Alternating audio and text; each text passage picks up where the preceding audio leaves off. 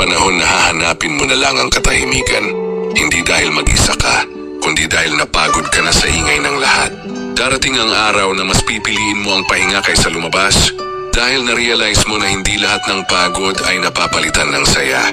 Darating ang panahon na hindi ka na kasing saya tulad ng dati, pero mas totoo ka na sa sarili mo. Darating ang araw na mababawasan ng kaibigan.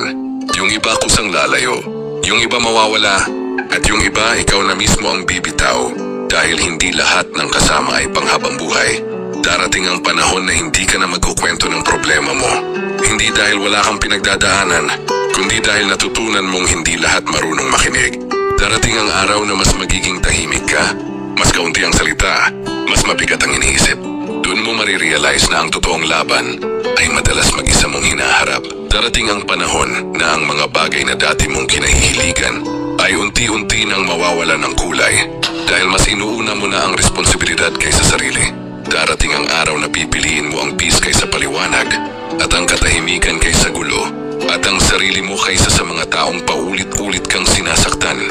Darating ang panahon na maiintindihan mo, ang pagtanda ay hindi pagkawala ng saya, kundi ay natuto ka lang kung alin lang ang dapat manatili.